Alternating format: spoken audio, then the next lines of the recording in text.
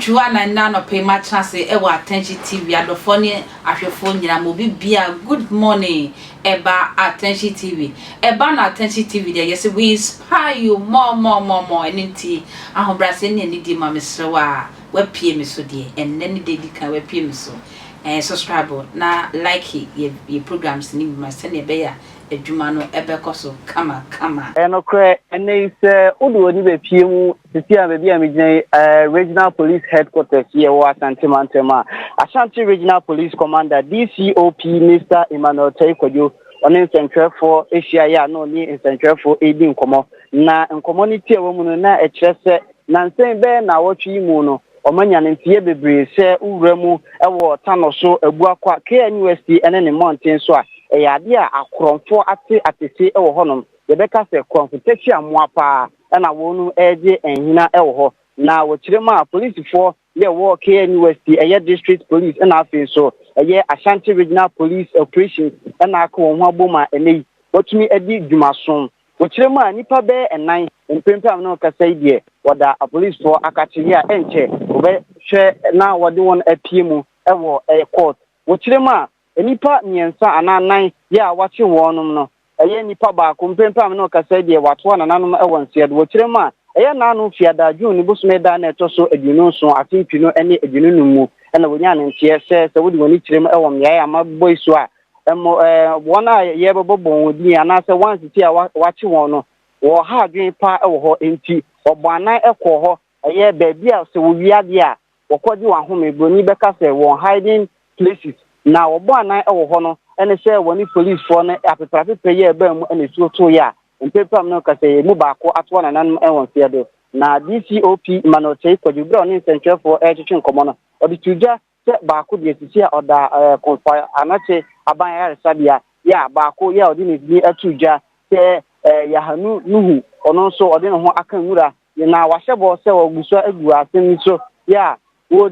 wodi mo amanebo anase bibi ebefi asem nu ya no ato ye ne yetiefo anim na enyoma ya wo kirema won sakan ye bra wo ko ye won hiding place no ebi eyetuo ebinom eye weapons a ano ehye ebinom so eye laptops phone ti de etwagu eye losing TV ene losing media no na okirema anye no nko wosa enya cars akese nyensa ya Kia Morning na afenso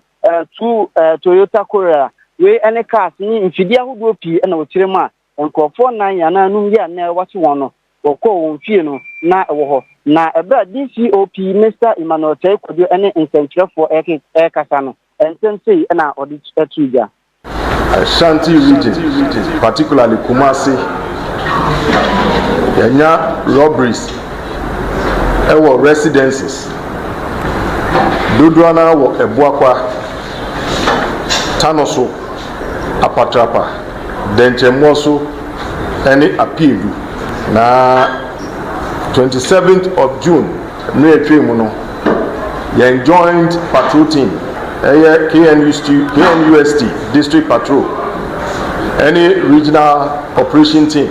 omunya distress call and they responded swiftly and promptly. They were able to retrieve a number of items near Bibri ewo site ho enubua yemrantie na omuwo police intelligence department omudi hu adwuma pa titru ena yenya sankrofo we mebubo omunyira omudin na afi mako nyama yenya ewo omu hideout no yenya kojoche bafo owo mfi 39 Joseph Opon a friend Joe ono so 30 Bernard Owusu ansa ni din baako omo friend Hot Boy ono so won fi 27 Yesanya Kojo Konedu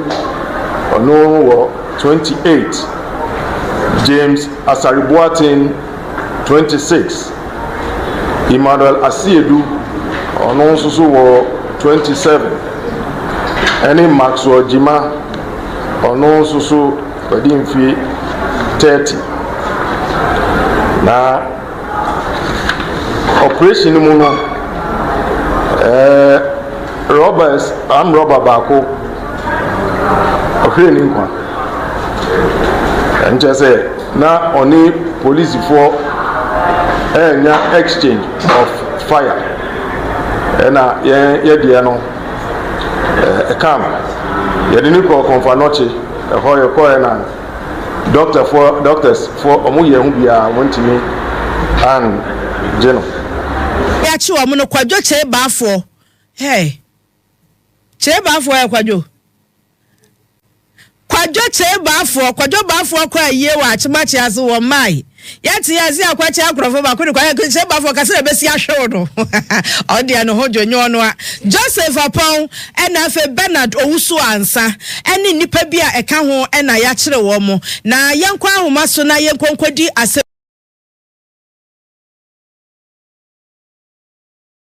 yamane bofo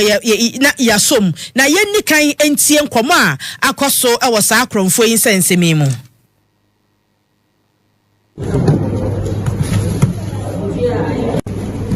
mensansa na yebetie ma Bismarck emra mechirem sanse yesi akom ni nchiremu a na enia Bismarck abobo ano ne yadu Bismarck akwaba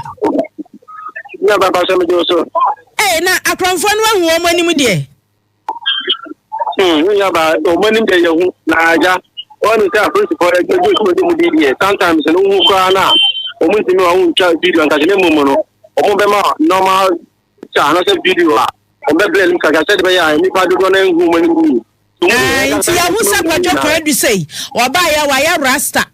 ena woda so ena James Asare Boaten akwadwo kwadu ya rasta no de plaza farm ne mama so ya se de saka ne kakra enti omu nyina ya omu na so unim no abehu no Kevin Adoma kunye we se unim no abehu no mebo a se unim na ogogogo no ato bi onim obi a so de ya ogogun ta so esi omini se do ti be tro se ya so esi ene ni ntanse obi ka se edum kan ya pana so na musumu kura na so about things ya on ebe ya na kwame na ebe ile ya de hu ya pepepepe apepe na ti de pani dina picture no so the video no ka do de ya go se onu ankasa na dina mu onu ankasa ni that's pa busuai Brian Facebook or Angel 102.9 FM emamu anu a ya kire wo mu asantemantam ni na niam pa ya ji wo mu ho etu abuba bibi ne nkeka ho a ya ji no enya asam ketoa menu aba mai wo de aja bibia si wo wani maposifo ama ne ni bibia waboaboa no ene ye fa ma ye ne oni aba medase ene ewie ya de loan du ho ni na pa ya na police photos afese so from na omuni nsia na omo nsem a wo se omudi tu ni na ne fe nipa ogbo omudi ya konkomenfo a omo ha omo moti apatrapa an so ebu akwa enchemo so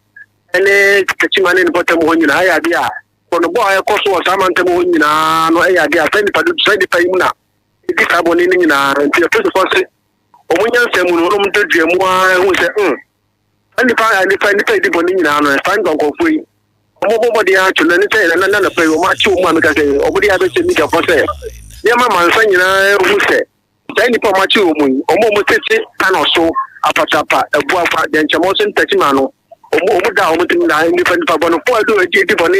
edi so mu so do tika no ya dia omo sa account so mo da omo bitima da that's